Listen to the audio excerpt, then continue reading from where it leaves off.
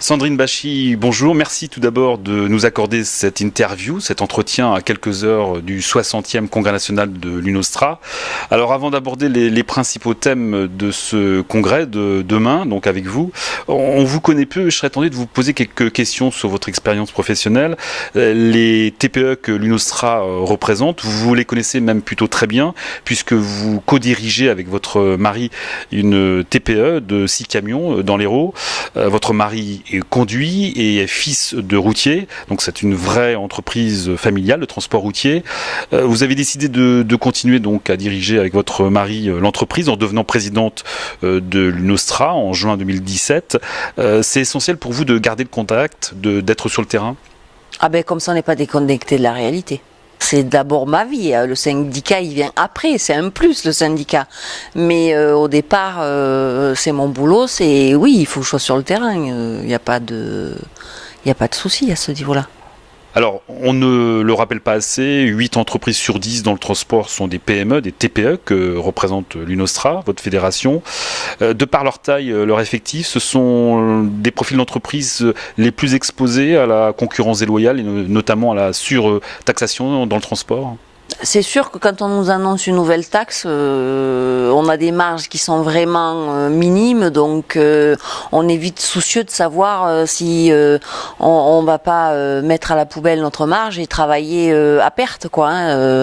On a en plus si TPE transport, on va avoir simplement du transport, on va pas forcément avoir un dépôt où on peut faire du stockage, on peut pas diversifier nos activités. Donc si on nous attaque vraiment là-dessus, on est hyper fragile, donc automatiquement on peut, oui, il faut qu'on soit vigilant et on peut pas accepter tout et n'importe quoi.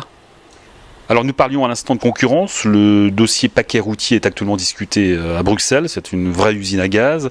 Vous vous opposez plus que fermement, je crois, au passage à 5 jours du cabotage sans limitation d'opération. Ça voudrait dire que si c'est sur 5 jours, sans aucune limitation d'opération, eh ben, quelqu'un débarque le lundi matin et repart le vendredi en toute impunité, fait votre boulot à votre place.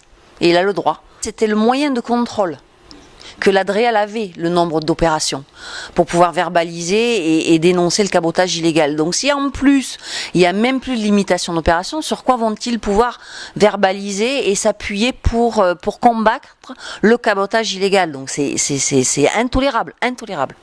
Alors nous évoquions Bruxelles, c'est important pour l'UNOSTRA d'être présent à Bruxelles justement? Ben oui, aujourd'hui on ne peut pas faire sans l'Europe, hein. On n'a pas le choix, hein. Donc il faut se défendre quand même. Et vous pensez qu'il y a assez de lobbying transport à Bruxelles? Bah, le transport, de toute façon, c'est l'économie. Et s'il n'y a pas de transport, il n'y a pas d'économie. Donc j'espère bien qu'ils ont conscience qu'il faut que ce soit hyper important. Et après, représenter, oui, quand même, entre les fédérations, on est tous plus ou moins implantés. Et il y a des gens qui sont en permanence sur Bruxelles et qui travaillent pour nous, en permanence, qui font que ça. Alors l'un des sujets d'actualité, on le sait, c'est la volonté du gouvernement de taxer encore plus le transport routier de marchandises avec le projet d'une redevance poids lourd ou d'une vignette. Pour vous, c'est encore plus se fragiliser, c'est tuer encore plus les TPE? C'est la clé sous la porte. Entre tout, avec toutes les mesures fiscales dernières, c'est la clé sous la porte. Je ne vais pas vous le dire autrement. Il y a la suppression du CICE, on nous menace en plus de nous plafonner le remboursement de la TICPE. Enfin, tous les petits avantages qu'on pouvait avoir, on nous les supprime. Et en plus derrière, on veut nous donner une nouvelle taxe. Et oh, c'est bon. Comme a dit monsieur Emmanuel Macron lors d'une interview télévisée au printemps dernier, il n'y a pas d'argent magique. Chez les transporteurs non plus, il n'y a pas d'argent magique. Donc il faut arrêter de nous prendre pour des vaches à lait. Stop. Et comment se défendre en tant que très petite entreprise?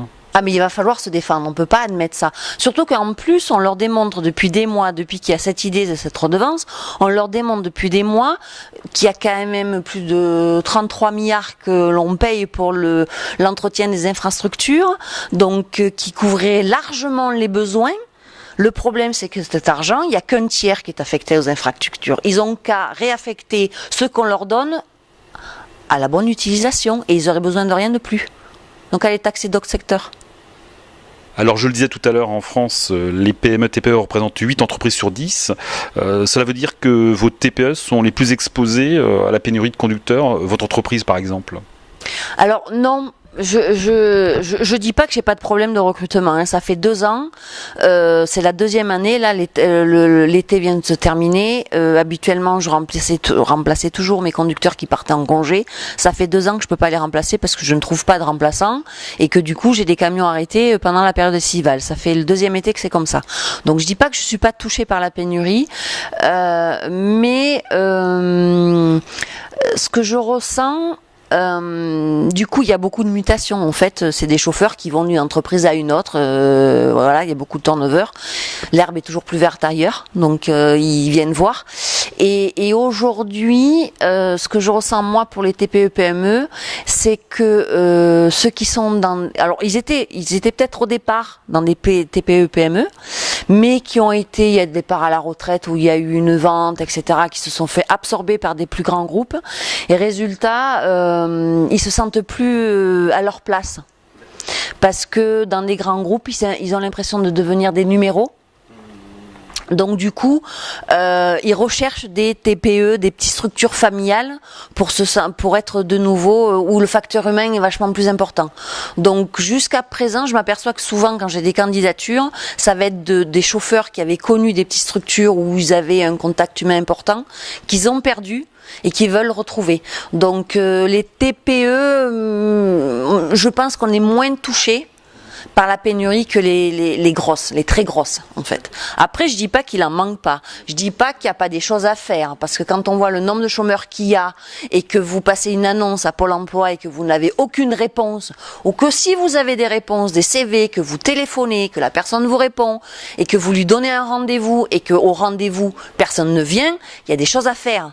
Je pense qu'il y a une réforme à ce niveau-là. L'assistanat là aussi, ras-le-bol, il faut arrêter. Il faut récompenser ceux qui veulent travailler et récompenser le travail, plus l'assistanat. Alors, depuis quelques années, l'UNOSTRA a souhaité élargir sa représentation aux voyageurs. On retrouve les mêmes problèmes que dans le transport routier de marchandises. Les voyageurs, ils ont encore plus de problèmes au niveau pénurie de conducteurs. Parce que malheureusement, c'est du saisonnier ou c'est du scolaire. Donc, c'est que des temps partiels. Donc trouver quelqu'un à temps partiel, à qui on peut proposer que du temps partiel, donc c'est pas des salaires mirobolants, la pénurie de conducteurs chez les voyageurs, c'est encore plus compliqué. Alors d'autres thèmes seront évoqués demain lors du 60e congrès de l'UNOSTRA, comme l'innovation et les nouvelles technologies dans le transport. Ces nouvelles technologies sont encore peu nombreuses dans les TPE. Pour moi, ça me reste, vu tout ce que j'entends, ça reste abstrait. Il n'y a pas... Peut-être qu'on nous explique pas assez ou on donne pas assez d'infos, je sais pas, mais on innove, hein, on nous demande moi je vois, j'ai ma flotte qui a changé au niveau des véhicules, j'investis dans des véhicules plus propres, j'ai toujours des véhicules neufs, non mais voilà, après tout ce qui est informatique, oui, je pense qu'il va falloir y venir, il y a des mutations qui vont se faire, mais on parle aussi de véhicules autonomes. Moi, exactement. Pour moi, ça reste encore flou, abstrait et loin. Alors que si on écoute les pouvoirs publics, on a l'impression que ça va être de même. Mais je suis pas sûre. Alors, une autre mission de l'UNOSTRA est d'accompagner les TPE de l'outre-mer. On l'oublie souvent, mais les routes de France ne s'arrêtent pas en Europe. Cela veut dire d'autres contraintes, une autre réglementation dans le transport sur les îles ? Non, justement, le problème, c'est que c'est la même réglementation. On leur applique la réglementation européenne. Et quand je vois qu'ils sont à 10 000 km de la métropole, ça me paraît compliqué de les sanctionner pour un règlement qui s'applique à 10 000 km de chez eux et qui ne correspond pas du tout à la situation géographique et à l'environnement, quoi. Alors nous arrivons pratiquement à la fin de cet entretien. Un mot pour terminer de votre filiation avec la FNTR. C'est un plus d'être aux côtés d'une grande fédération comme la FNTR ? Oui, bien sûr. L'union fait la force, déjà, et d'une. Ça permet aussi, ils nous apportent et on leur apporte. En leur donnant, en appuyant bien sur les difficultés des TPE, PME qui ne représentent pas forcément, parce que c'est pas leurs adhérents principaux. Mais non, puis il y a une bonne entente, donc ça se passe bien. Et puis comme ça, quand on va dans des commissions ou au ministère, au lieu d'être d'un, on est deux. Ça s'est placé, voilà. Alors demain, je le disais, ça sera votre 60e congrès national près de Bordeaux. Quel sera le message principal de cette 60e édition? Il y a plusieurs thèmes. Déjà, c'est le 60e. Donc c'est quand même une date importante. Et pour la première fois, justement, on va faire un atelier, enfin une table ronde voyageurs, une table ronde marchandises, ce qu'on faisait pas. Tout était commun parce qu'on avait essentiellement beaucoup de marchandises. On n'avait pas forcément développé la branche voyageurs. Donc il y aura des thèmes pour les marchandises avec une salle pour les transporteurs en marchandises et des thèmes pour les voyageurs avec une salle attitrée que pour les voyageurs.